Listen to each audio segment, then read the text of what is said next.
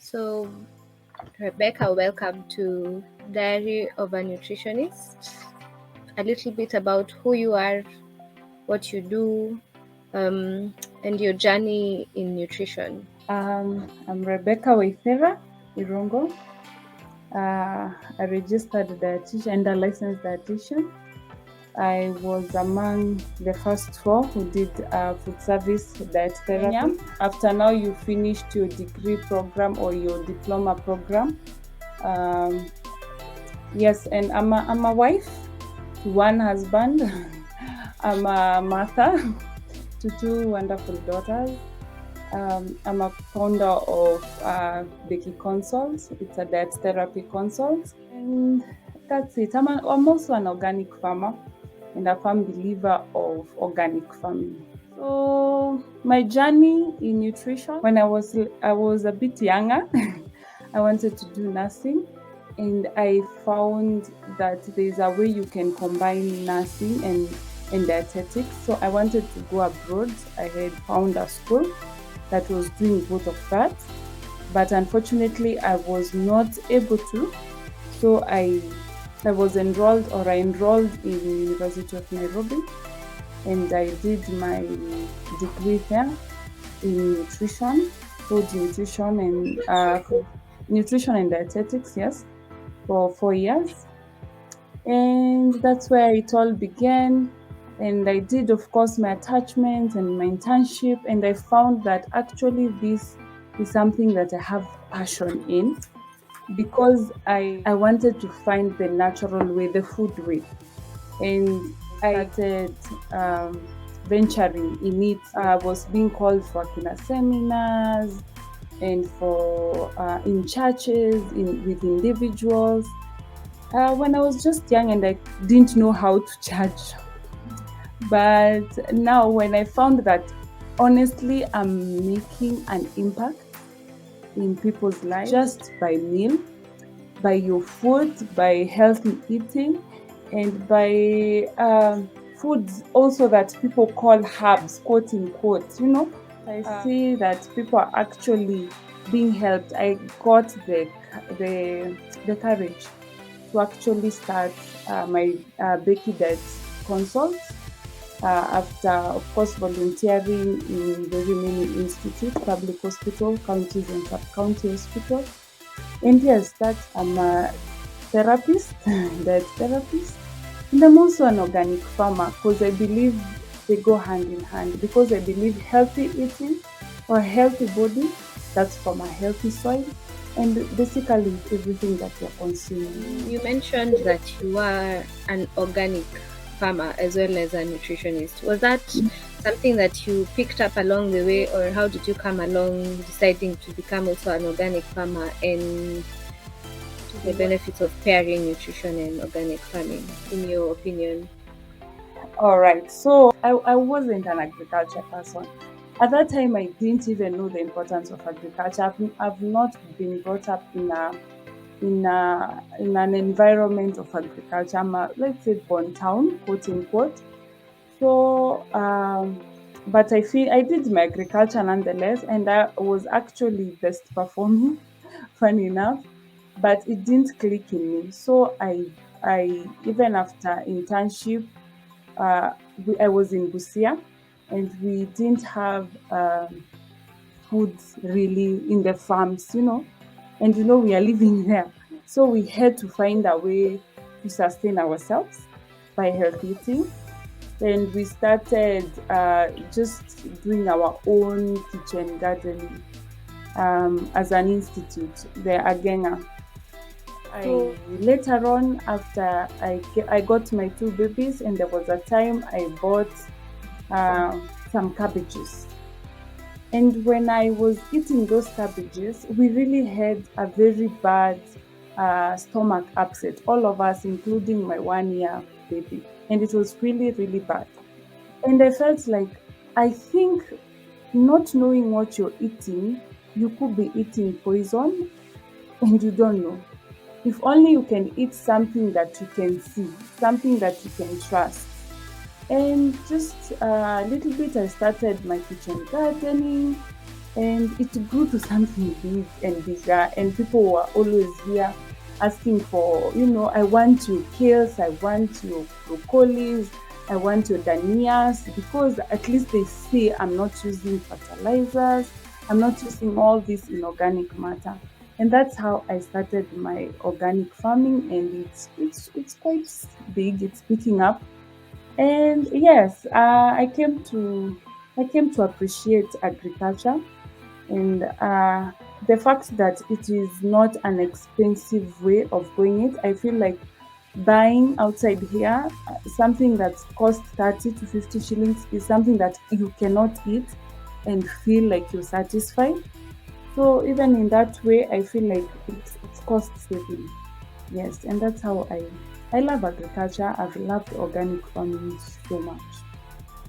So you mentioned the greens that you grow, and so you do that for selling. Do you do that to teach the local community? And how do you incorporate Can say nutrition? yes, I do it for selling because one, by that somehow the community has known to trust on this thing that I'm planting, because even them they know the inorganic way is not the way to go. So when someone comes and wants to know how I'm growing them without necessarily using all these fertilizers and pesticides, and showing them how they can even plant them in an urban setup, maybe like using a basin and all that. Um, I feel like, and I know that I've been teaching a lot, as much as it is also a benefit to my pocket. Of course, I'm selling them because they are a lot.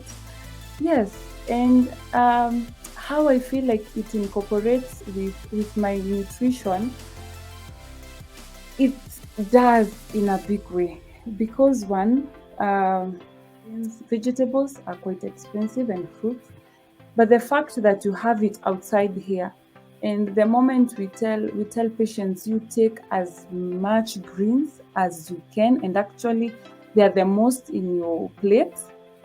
It is not expensive because you'll just go outside, get some, if it is terere or managu or those, akina saga, broccoli. We tell patients cardiovascular diseases, hypertensive patients, we tell diabetic patients about this plate.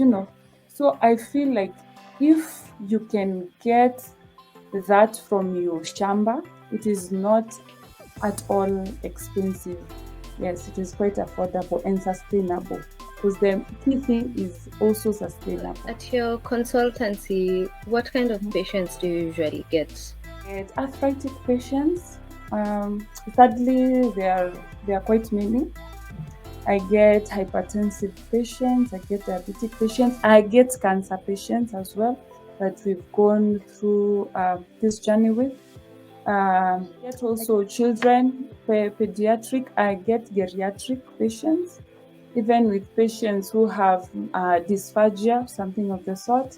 And I also get patients who just come for out of curiosity. They just want to know how to eat well.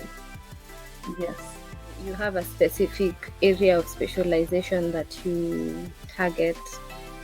All right. So I do lifestyle diseases, diabetic, hypertensive, even gout and arthritis. They fall in the same place. You'll find even liver diseases. Most are out of the lifestyles. So I basically everything that requires nutrition. Once you come to my consult, um, I go with you, I journey with you, and we ensure that we can manage and also treat your illness or your condition. I do even with pregnant. So I'd say both lifestyle and any other Lifestyle diseases fall, NCDs fall under that category of lifestyle diseases. Um, what would you say has been the most effective thing that you have been able to see working that can be adopted by a patient who is basically anywhere in, say, any part of our country, and maybe across Africa, because context in Africa is For almost the similar. non-communicable diseases, in case someone could be watching and is not does not know the NCD, we'd say one, healthy eating in the sense that you see these plates that we tell patients are diabetic plates. It does not necessarily mean for diabetic patients. We can all use it for non-communicable diseases, because you'll find it's the same management that we'll use with different patients. Vegetables are your friends, basically, and I'd say we go into the different food groups. We find a way that when we are eating healthy, when we are eating this food with a large amount of vegetables, and there's the protein and there's the calories, carbohydrates, and detoxifying in a way that also in the morning when we're waking up, we have a healthy routine. Before we run for that cup of tea with sugar and all that, we can do something healthy. You can take juice. You can blend or make your own juice, fruit juice. You can also take your water with lemon, and it has been researched and has been seeing the importance of You it. mentioned earlier that you were among the first batch of a cohort that were trained by KNDI. Yes, Could you yes. tell us more about that program, the kind of information that is shared, and is it of All right. value? So I'd say yes, it is of value. And I was not amongst the first cohort in general, but the first cohort that did food service diet therapy. There's a dietitian who's a clinical dietitian, right? Yeah. Now I'm a dietitian and a food service diet therapy. We did more of what we were doing at school, but the best thing is now you kind of find professional lane and you go deeper in it, if I can say that. And yeah, I was supportive, because being the first cohort, we had to inquire, we had to call them. Yani, they had already gotten used to us calling them and asking for direction, and they were ready to direct us, and they directed us where they could, and where we felt like I think this also should be incorporated, they did, and they helped us with that. So I'd say KNDI it's a value. What I got to learn more is going into foods as individuals, into different foods, into different herbs, into different spices and all that, and their benefits to the body and their healing properties and all that.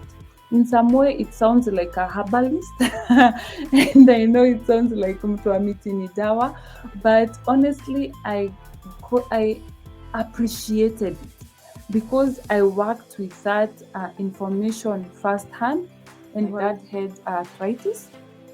And with what we had learned, I just asked for 2 weeks break, and I came home. And within that 2 weeks, I was able to reverse arthritis. And right now, he is arthritis free. And that is one thing that made me believe in this food service diet therapy. Okay, so currently you're not working for any institution, if I'm No. right, yeah?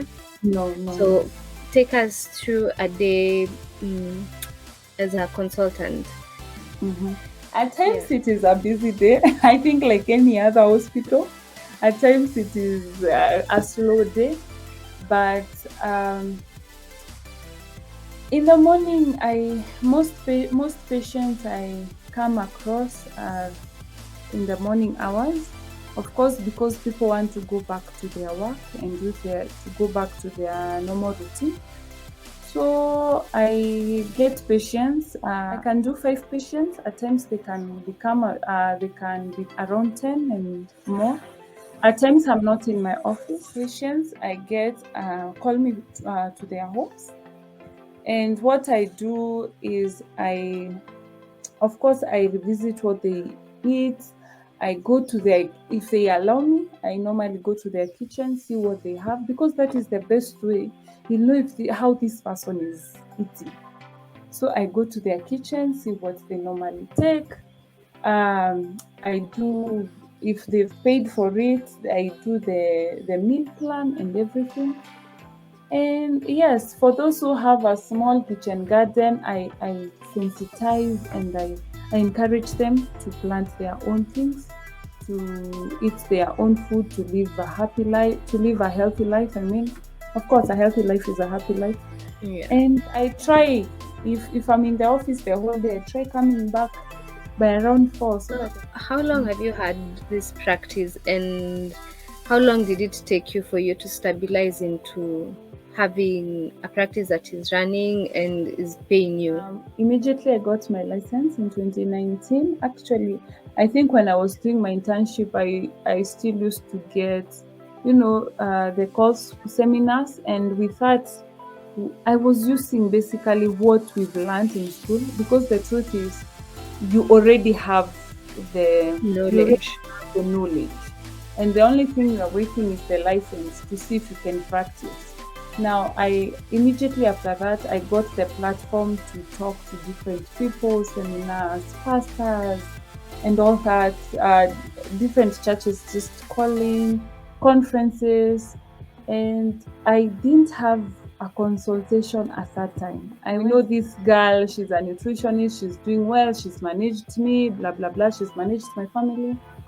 And for me to actually start this consult as in a name as it is, like Becky Consult, I started this year. So now that it is running, do you do it by yourself, or do you have people that you're working with? Say I'm a patient for the first time, how will that journey look I like for have me? a person I'm working with, that do, if it's uh, maybe a hypertensive patient or diabetic patient or any patient who they go for the analysis and all that. I have a doctor who assists with that, and I normally recommend, when a patient comes, a first time patient, they have to go through that test, because I wouldn't want to go in blindsided. I wouldn't like to go and just treat, my own way.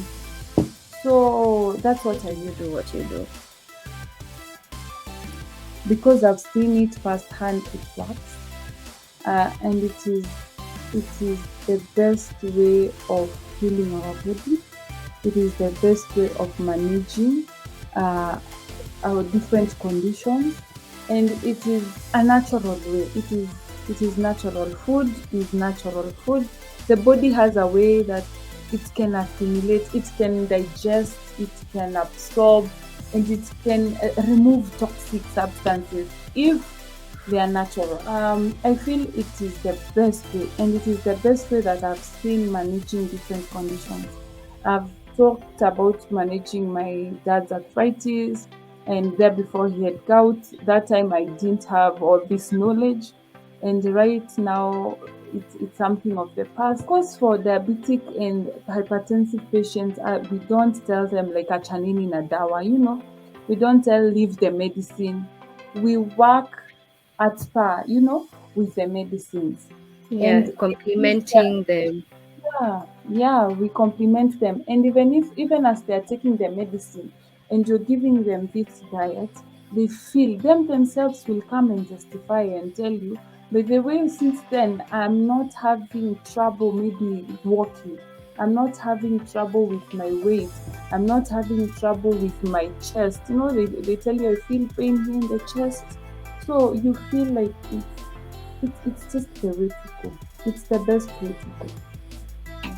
So, what would you say has been your greatest challenge in your practice or as a nutritionist generally? So my greatest challenge would be, as much as there are patients who adhere to what you require them to do, there are those who don't. Later on, when they come, the condition is a bit worse, and that's when they feel like, now I want to try your way. Another challenge is, most people, when they hear dietitian, or a nutritionist, they'll know it's about cooking. In some point, we as nutritionists will have to show them how to cook, Yeah, because give some guidance. yes, we have to give them some guidance, because we can't just be telling them and we are not giving them in we're not giving them A in practical way what to do. area.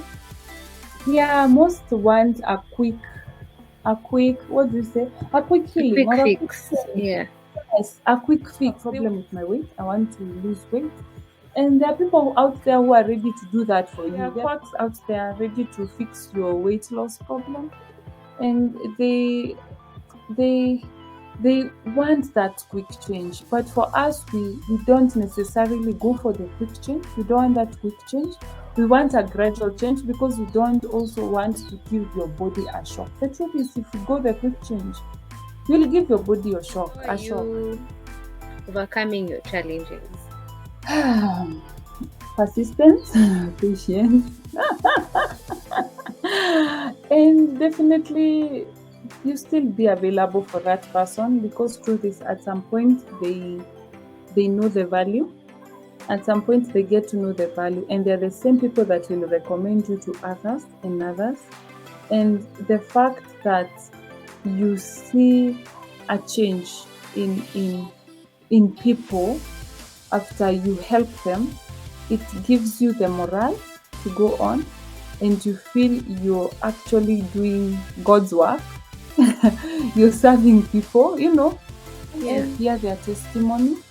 Once you hear, like, I had tried this and this, and none worked, but somehow your way has worked, I I 100% want to go back and help and assist even more. Yes. What would you say is the problem with our nutrition space in I Kenya? think one thing is unemployment. Let's start with unemployment. And the best way to curb unemployment is for us who could be having that space, and we're in a place where we can intern or we can employ some of us, would be a good way to go.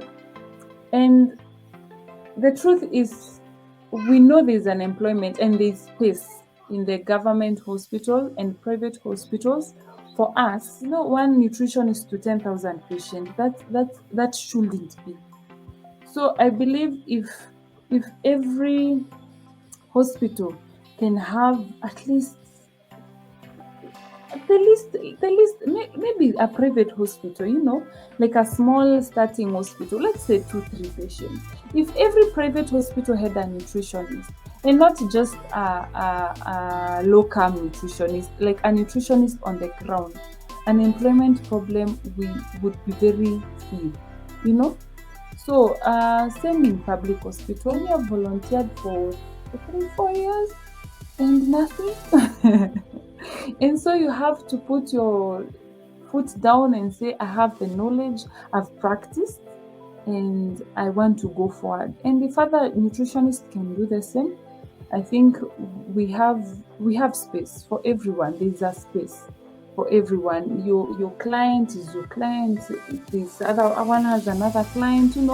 We don't necessarily. It doesn't mean that if we are 50 or 100 consultants that clients were Taisha, the end goal has to be a healthy life, a healthy people. If that's our end goal, then there would be no problem of us living together. Another problem that I've encountered myself is bashing, you know, bashing of your fellow nutritionists. There's a place I'm a bit extra, like saying, garlic is also good. You can put this, or you can eat like this, or you can take at this time, or let's go to ginger, or let's go to turmeric. I tell you, it sounds like a herbalist, but that's Yeah. the thing I've read. As much as there's a place, at some point I was told, if unataka kufungua herbal, vitu zingine hatufanyangi huko, some things we don't do here.